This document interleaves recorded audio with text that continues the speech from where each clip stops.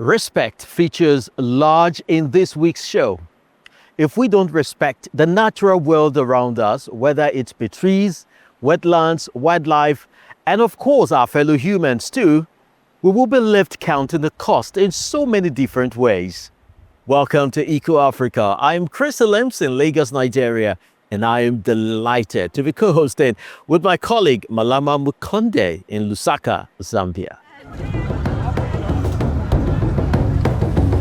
And it's a warm welcome from me too. Let's take a look at what's coming up in today's show.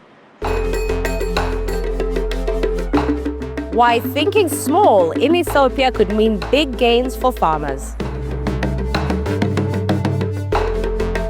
Why Germany is going to great lengths to revive its woodland wetlands. And how South African snorkelers are helping mitigate a human-wildlife conflict. But we start the show in Côte d'Ivoire, which like so much of Africa is working to reduce unemployment and protect the environment. And the country is making some real strides toward a green economy. Now this shift means new jobs are sprouting up, jobs that didn't even exist just a few years ago. Change is underway in Côte d'Ivoire.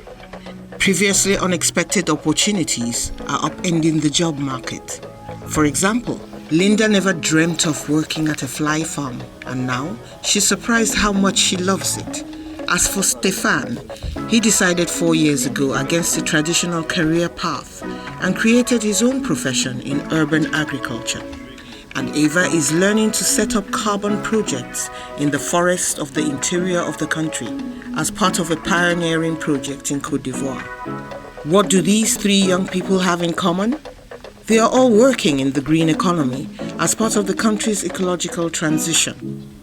When Linda started at the fly farm, her first days were difficult. She hated being around the maggots and flies that are bred for animal feed. I was so afraid.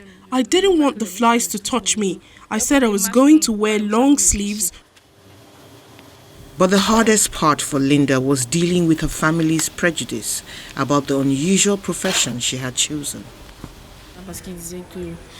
They said it was bound to affect my health, that maggots are a dirty thing, that everything we do here is practically nothing but dirt, since we use waste and all.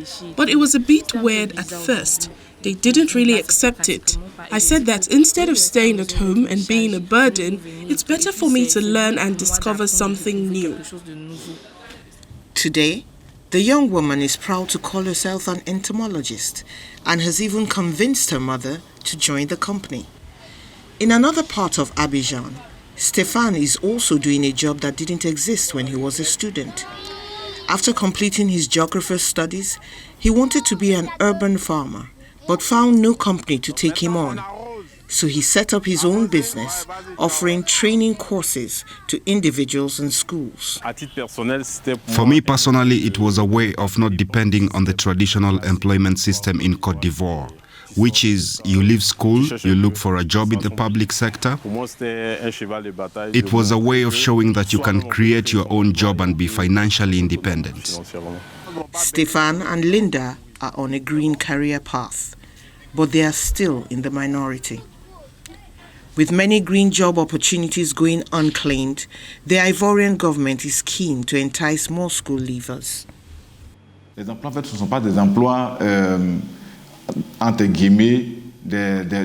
Green jobs aren't what you might call sub-jobs.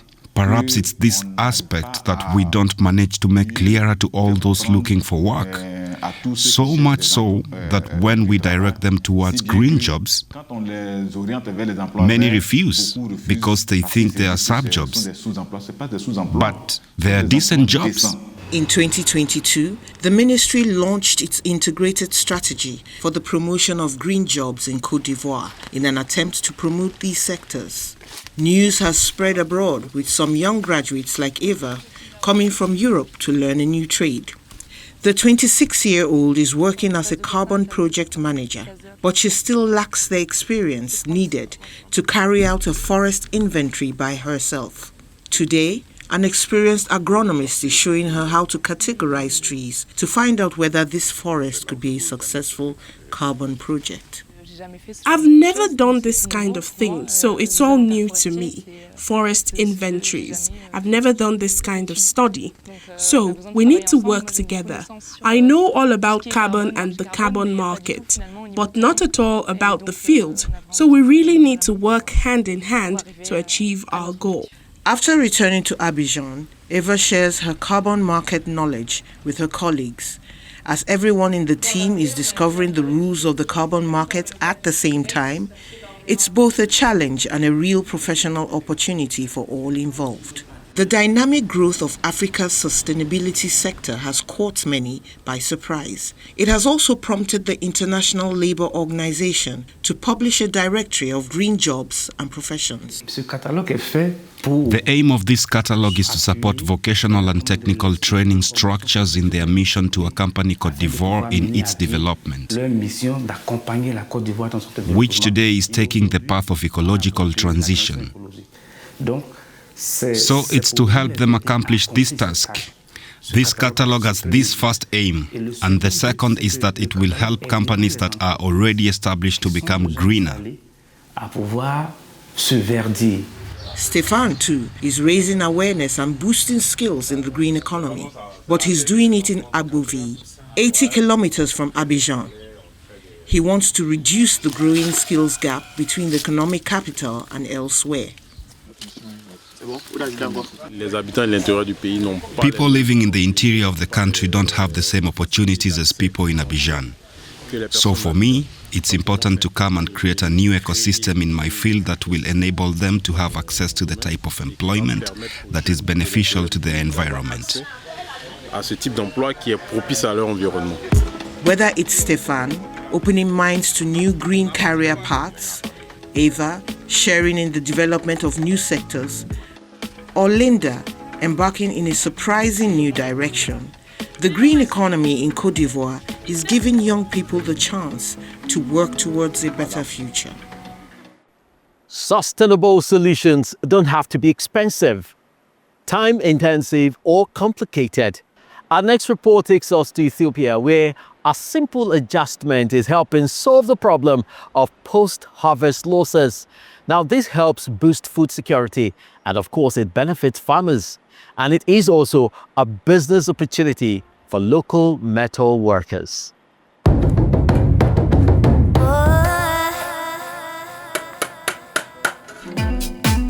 A traditional structure, but ineffective. For decades, Ethiopian farmer Tombe Tunsisa used bamboo silos and often lost part of his harvest. When we store maize inside, the maize gets infested by pests or eaten by rodents. Pest infestation is the biggest problem. In this metal silo, his maize is now safe from pests and rot. Originally used in Latin America, the technology is now catching on in Africa thanks to the UN's Food and Agricultural Organization.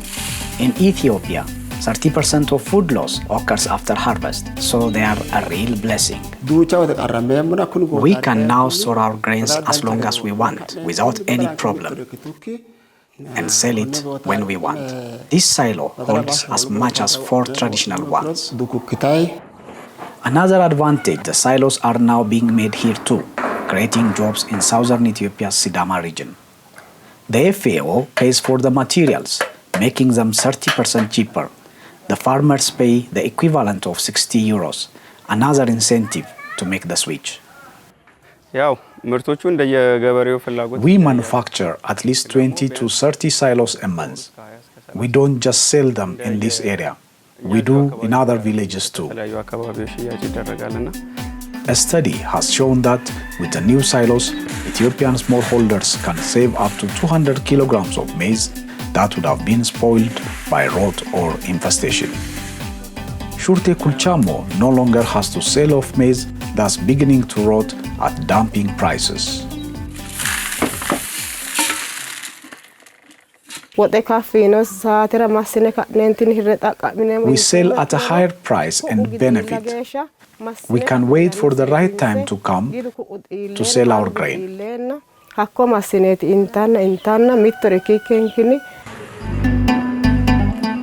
We've never seen anything like it. They are like a miracle.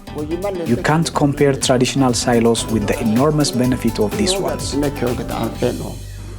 We're now off to Europe. Now, in Germany, commercial forestry has had a negative impact on wetlands. Wetlands may only cover a small fraction of the planet compared to forests, but they are far more efficient at storing carbon. Now, unfortunately, they are fast disappearing. An ambitious project aims to bring Germany's forested wetlands back to life. This is a wetland in the making. And that takes heavy equipment, a lot of hard work, and even more time. The forests of the Ore Mountains in southeastern Germany used to be full of peat bogs. Almost all were drained to plant fast-growing spruce during the mining boom. Now a comeback is planned. Wetlands help to preserve biodiversity, cope with climate change, and manage water supplies across the region. Forestry authorities are willing to go to great lengths to keep water here. That's a barrier made from larch intended to dam water and help restore the wetland. Romy Wellner coordinates the project, which aims to re-wet drained forest peatlands across the Ore Mountain region of Saxony. This wetland was drained intensively 200 years ago, using a comprehensive system of drainage channels. They put a lot of work into draining the land back then, so now we have to put a lot of work into blocking the ditches to re-wet the area. Drainage channels crisscross the area. Forest wetlands tend to be on the small side, only 5 to 6 hectares in area. It's initially planned to restore some 80 hectares of bog in the Ore Mountains. That's just a fraction of original wetland areas in the Ore Mountains. Most have been drained and have to be revitalised. We're talking about 60 square kilometres in total. The team frequently flies drones over the wetland areas to monitor the project's progress and document any new water bodies developing in the forest. The different vegetation types are recorded by laser scanners, which also check the impact of increasing soil moisture on them. We want trees to die off due to the wet conditions. In the best-case scenario, some of these brightly coloured trees here will disappear over time, leaving far more open areas. Nearby, we can see what it could look like in the future. Over a year ago, drainage ditches here were dammed, and now the water is 10 centimetres below the surface. The first results are promising. The sphagnum mosses that have colonised this area started growing this year because it's wet enough here now. They're precisely what we want. You can see that they don't rot entirely underwater, and it's precisely that process of incomplete decomposition which forms peat and makes a wetland into a wetland. Climate change is also affecting the forests of the Ore Mountains. Forestry manager Johannes Riedel has been working here for decades, and he knows how important the area is. I would never have thought that we would have a problem with water shortages in the Ore Mountains. Saxony gets about 20% of its drinking water from the region. 60% of the forest is a drinking water protected area, and so the restoration of bogs is very important to us. Water shortages are also slowing down the re-wetting process. The Ore Mountains forest peatlands depend largely on rainfall. If it doesn't rain much, water doesn't run down off the hills, and the areas remain dry. Restoring a wetland to its original size is a very drawn-out business. During re-wetting, open areas of water are formed, like here in this former peat bog. Over time it will start to close up, and in the final stages, sphagnum mosses will be able to colonise the area again, and the peat bog will start to grow, at the rate of about 1 millimetre a year. It will take about 2,000 years before the peat bog really expands. That's a problem in a time of accelerating climate change. No one here is letting that put them off. There are plenty of drained areas on their to-do list. It will take generations before the forest peatlands in the Ore Mountains can fulfil their potential as a biodiverse habitat, water reservoir and carbon sink. Now to Ghana. Making space for farmland is a key driver of deforestation. But it's not the only one. Illegal sales of protected timber can be a community's sole source of income. Once a pioneer in African forest conservation, Ghana has lost most of its woodlands. Now sustainable forestry advocates are hoping to turn the tides with the help of local people. The scene of the crime, where perpetrators began secretly chopping down trees but were then chased away. Kevin Eninkwe and Frank Adade want to protect Ghana's forest, and they've succeeded here in the Ashanti region. People came in to mine illegally, and it's per report from one of the monitors that actually brought about we stopping them from mining.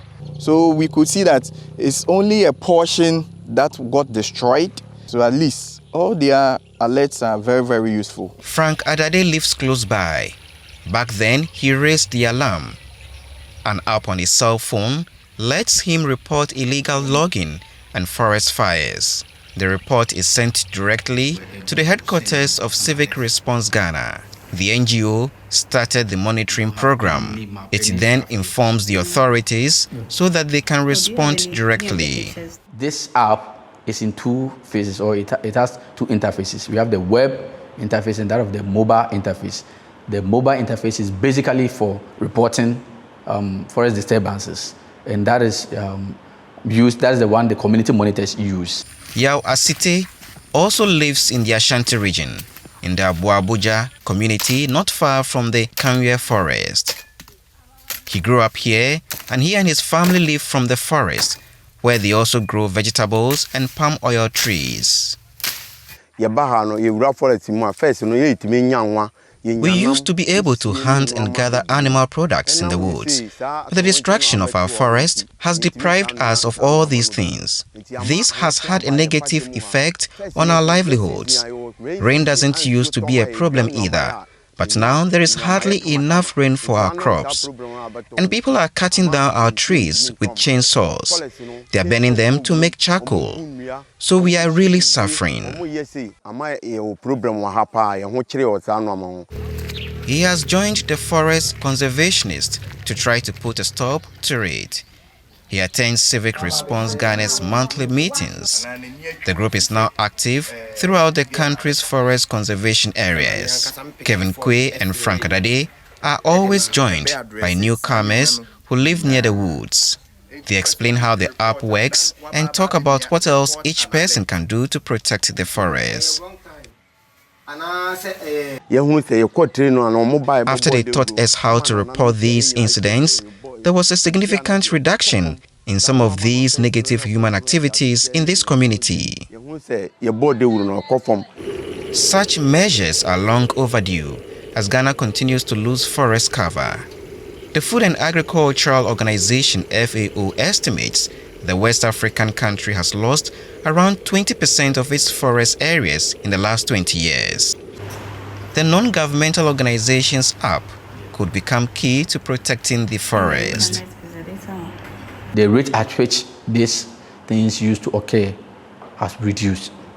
And then it has also increased communities' interest or willingness to protect forest reserve, because through this process, communities' attention have been drawn to series of benefits that they stand to gain.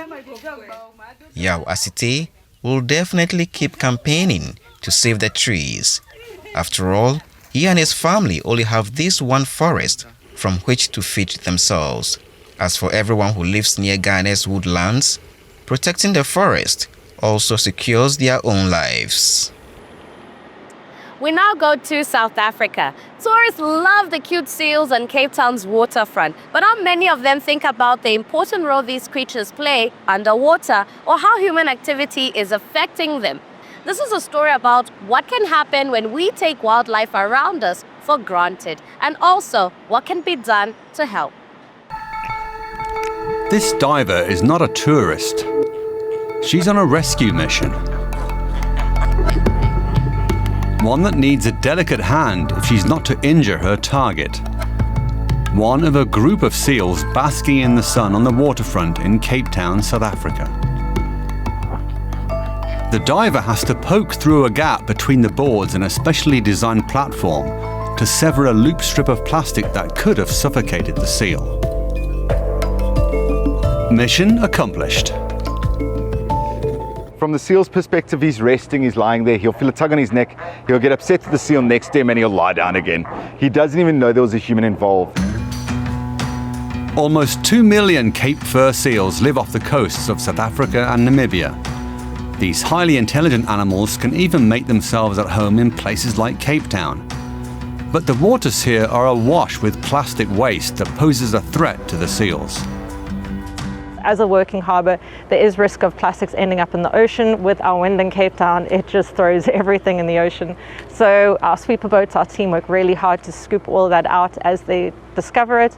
We've also put nets that will allow for the water that comes down the drains to be captured and then collected and sorted and removed from the ocean. But the team from the Two Oceans Aquarium still have to constantly take individual action, in this case, improvising with a fishing rod. In 2023, they freed 124 seals from plastic snares, although it's out at sea where the seals are at greater risk.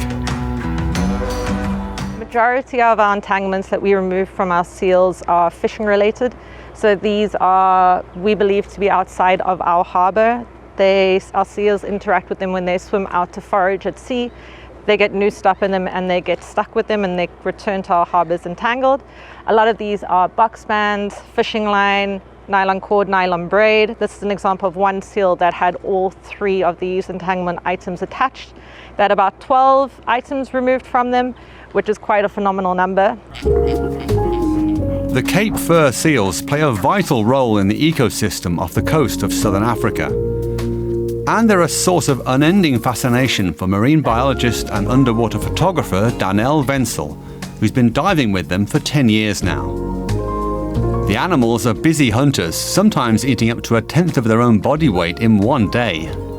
They are keystone species, meaning if you take them out, the whole ecosystem is under the verge of collapse. So they're top-down and bottom-down predators, meaning they feed on animals like fish and squid, keeping their populations in check, making sure they don't overbloom. As well as they are the prey for animals like sharks and orcas, meaning that they also help maintain the healthy shark population in our oceans. But in a disturbing recent development, there have been a string of seal attacks on people, sometimes even on land, typically in response to being provoked. But why are the animals losing their fear of us? Scientific analysis of blood samples from such seals have revealed toxins traced back to a form of algae that blooms off the South African coast. The toxins can alter the animal's brain chemistry and make them more aggressive.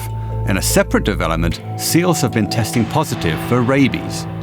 We are working with a lot of stakeholders, and together we can in time figure out solutions, but at the moment it's just awareness of the disease. While the causes remain unclear, underwater tourists need to be wary when the seals they encounter no longer seem just curious or playful. At Cape Town diving schools offering seal encounter tours, staff have already begun to adjust their safety precautions. If we get to an area where seals are behaving in a strange way, we don't put divers in the water. And we're not diving immediately adjacent to the seal haulouts where we would previously encounter larger concentrations of seals. We're diving away from those areas.